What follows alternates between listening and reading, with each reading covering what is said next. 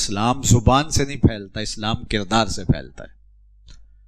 اور اللہ کے محبوب نے 40 سال اپنا کردار پیش کیا، اور اس کا پہلا دائرہ رشتہ داروں کے ساتھ اس نے سلوک کرنا. ہم پوری دنیا کو تبلیغ کرنے نکلتے ہیں، لیکن ہمارا اپنا گھر تبلیغ سے خالی ہوتا ہے. ہمارے اپنے ہمسائے، اپنے رشتہ دار، اگرچہ رشتہ داروں کے رویے تلخ بھی ہوتے ہیں، بعض کا تو وہ مانتے نہیں، اڑ کے بھی دکھا لو نہیں مانتے، لیکن میرے اور آپ کے فرائض میں شامل ہے کہ ہم ان کے ساتھ سلوک اچھا کریں. آج نہیں، کل نہیں، 10 سال بعد، 20 سال بعد وہ ضرور جو ہے وہ اس چیز کا اثر لیں گے، چونکہ انسان کی گفتار سے زیادہ اثر اس کے کردار کا ہوتا ہے. اِنَّكَ لَتَصِلُ الرَّحِمَ وَتَحْمِلُ الْكَلَّةَ. دوسری بات، جس کا کوئی بوجھ اٹھانے والا نہیں اس کا بوجھ آپ اٹھاتے. وَتَكْسِبُ الْمَعْدُومَ. اور جس کے لیے کوئی کمائی کرنے والا نہیں اس کے لیے کمائی آپ کرتے. آج کی تاریخ میں جتنا انسان خود غرض ہو گیا ہے ماضی میں کبھی نہیں ہوا تھا، اور نہ جانے یہ انسانیت کا بھٹکا ہوا قافلہ کس گڑھے میں گرے گا. ہر شخص کو اپنے آپ کو ہی اوپر لے کے جانا ہے، اور اپنی دولت کے حجم کو بڑھانا ہے، اور اپنے لیے ہی وہ جی رہا ہے. جبکہ مومن کی زندگی ایسی نہیں ہے، وہ دوسروں کے لیے جیتا ہے. رزق کمانے کے 3 مقاصد ہیں شریعت نے دیے. ان مقاصد کے حصول کے لیے حلال رزق کمایا جائے تو عین دین ہے. سب سے پہلا مقصد اپنے آپ کو سوال کی ذلت سے بچانے کے لیے رزق کمایا جاتا ہے، کیونکہ میری اور آپ کی ضرورت ہے کھانا پینا، رہائش اور دیگر ضروریات جو جڑی ہوئی ہیں. تو اس کے لیے ہم رزق کماتے ہیں کہ ہم اگر کمائیں گے نہیں تو اپنی ضرورت کے لیے کسی کے آگے ہاتھ پھیلائیں گے. تو سوال کی ذلت سے اپنے آپ کو بچانے کے لیے رزق کمایا جاتا ہے. یہ پہلا مقصد ہے رزق کمانے کا. دوسرا مقصد، جو ہمارے زیر کفالت لوگ ہیں ان کی ضرورت کو پورا کرنا. والدین ہیں، بوڑھے ہیں، اولاد ہے، اور جو ہمارے ذمہ لوگ ہیں ان کی ضرورت ہمارے ذمہ ہے. ان کی خوراک، رہائش، ان کی اچھی تعلیم، یہ ساری ضرورتیں ان کی پوری کرنے کے لیے رزق کمایا جاتا ہے کہ میں ان کی ضرورتوں کو پورا کروں. یہ دوسرا مقصد ہے رزق کمانے کا. تیسرا مقصد رزق کمانے کا یہ ہے کہ اللہ مجھے اور میرے زیر کفالت لوگوں کی ضرورت سے زیادہ اگر مجھے عطا کرے تو معاشرے کے ان لوگوں کی مدد کروں گا جو کسی وجہ سے کمانے کی اہلیت نہیں رکھتے. کثیر العیال ہیں، غریب ہیں، بیوگان ہیں، اراملہ ہیں، یتامى ہیں، مساکین ہیں، اپاہج ہیں، جو کسی وجہ سے کمانے کی ضرورت نہیں رکھتے، میں ان کے لیے کماؤں گا. یہ دوسرا مقصد ہے رزق کمانے کا. تیسرا مقصد ہے رزق کمانے کا. ان 3 مقاصد کے لیے آپ حلال رزق کماتے ہیں اور آپ دکان پہ بیٹھے ہیں. التاجر الصدوق الامین مع النبیین یوم القیامہ. سچا تاجر قیامت کے دن پیغمبروں کے ساتھ اٹھایا جائے گا. القاسب حبیب اللہ. یہ میں اور آپ نے ابھی طے کرنا ہے، چونکہ ابھی ہمارے ساتھ غرضیں اس طرح نہیں جڑی. جوانی کی عمر ہے لیکن ابھی اس طرح سے خود غرضیاں نہیں جڑی جو وقت کے ساتھ ساتھ جڑ جاتی ہیں. اپنے لیے ہم نے صرف نہیں جینا، ہمارے رزق کمانے کے ہم چاہے اس کے لیے ملازمت کریں، کاروبار کریں، تجارت کریں، اس کے لیے ہم کھیتی باڑی کریں، اس کے لیے جو بھی مزدوری کریں، اس کے مقاصد 3 ہمیں ملحوظ رہنے چاہیے. اپنے آپ کو سوال سے بچانے کے لیے، چونکہ سوال جب کوئی شخص کرتا ہے تو اس کی عزت خاک میں مل جاتی ہے. دوسرا مقصد اپنے زیر کفالت لوگوں کی اچھی تربیت کرنا اور اچھی ضرورتوں کو پورا کرنا. وہ آپ کے پاس جتنی حیثیت ہے اس کے مطابق کریں.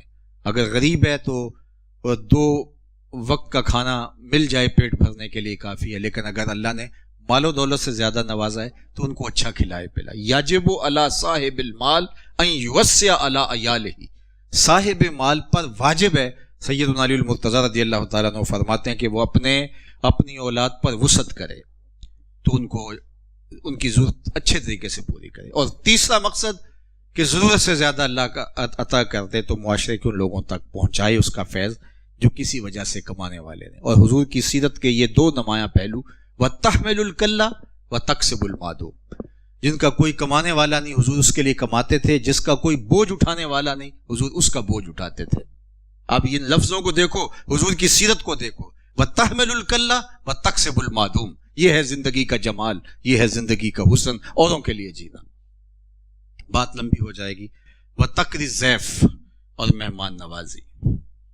مہمان نوازی میں لوگوں کی مدد، لوگوں کو کھانا کھلانا، لوگوں کی ضرورتوں کو پورا کرنا، ان کو لباس دینا، یہ وہ عمل ہے کہ جس سے آپ جب دعوت کرتے ہیں تو کام و دہن کی تسکین ہوتی ہے، اور کسی کو ویسے آپ صدقہ دیتے ہیں اور اس سے اور اس میں فرق ہوتا ہے، تو یہ ایک خوشی بھی پیدا ہوتی ہے اور سرشاری بھی پیدا ہوتی ہے۔ اور ہمارا دین ہمیں، حضرت شیخ عبد القادر الجیلانی علیہ رحمہ فرماتے ہیں، آدھا فقر بھوکوں کو کھانا کھلانا اور ننگوں کو لباس پہنانا ہے، باقی ریاستیں، چلے، نیک اعمال، سجدے، رکوع، قیام، جلسے قومیں، تسبیحات، شب بیداریاں، یہ آدھے میں آتا ہے، اور آدھا فقر لوگوں کی ضرورتوں کو پورا کرنا ہے اور لوگوں کو کھانا کھلانا ہے اور ننگوں کو لباس پہنانا ہے۔ حضرت بابا بلے شاہ نے کہا تھا نا، اٹ کھڑک کے دکڑ بجے تتا ہوئے چلا، آن فقیر کھا کھا جاون راضی ہوئے بلا۔ تو ان کو اچھا لگتا ہے کہ ان کا دسترخوان پھیلا رہے اور لوگ اس دسترخوان کے سے نوالے اٹھاتے رہیں۔ مہمان اپنی قسمت آپ کے دسترخوان سے کھاتا ہے، اور آتا ہے تو رحمتیں لے کے آتا ہے، جاتا ہے تو برکتیں چھوڑ کے جاتا ہے۔ خوش دلی کے ساتھ مہمان کو کبھی، یہ جو ہمارے ہاں ایک رویہ پیدا ہو گیا کہ مہمان کی بڑی آؤ بھگت کریں گے، اور ابھی وہ گھر کی دہلیز سے باہر نکلا نہیں تو گھر کے افراد چغلیاں اور غیبتیں اس کی شروع کر دیں گے، اس کی کمیاں اور کوتاہیاں۔ تو اس سے بچوں کے ذہن کے اندر مہمان نوازی کا وہ تقدس آپ تصور کبھی بھی نہیں ابھرے گا۔ یہ ایک فنکاری اور مکاری اور منافقت کے طور پہ اپنے بس نبھانے کے لیے ہوگا، وہ کبھی پیدا نہیں۔ مہمان کی کبھی بھی بدخوئی نہ کرو، اس کو عزت دو، اور اس کے بعد میں بھی اس کے لیے تکریمات کے لفظ بولو۔ اور پھر فرمایا کہ وَتَصْدُقُ الْحَدِيث، آپ کا وصف نمایاں یہ ہے کہ آپ ہمیشہ سچ بولتے ہیں، کبھی جھوٹ نہیں بولتے، اور یہ حضور کی زندگی کا وہ وصف نمایاں ہے۔ اور بطور امتی میں اگر اپنے آقا سے پیار کرتا ہوں تو کیا میں نے پیار کے اظہار کا صرف یہی اسلوب سمجھا ہے کہ آقا کے نام کا نعرہ لگایا جائے؟ میں نعرے کا منکر نہیں ہوں، میں نے آقا کریم علیہ السلام سے محبت کے اظہار کا صرف یہی اسلوب سمجھا ہے کہ میں لباس اس طرح کا پہن لوں، امامہ اس طرح کا باندھ لوں، لیکن میری عادت ایک بھی آپ کے بتائے ہوئے طریقے کے مطابق نہ ہو۔ تو میں اور آپ دیکھیں کہ ہمارے آقا و مولا سچ کے ایسے خوگر تھے کہ دشمن بھی انہیں صادق اور امین کہتے تھے۔ چلو جب اعلان نبوت نہیں کیا تھا تو وہ بات تو ہوئی، اعلان نبوت کے بعد بھی صادق امین کہتے تھے۔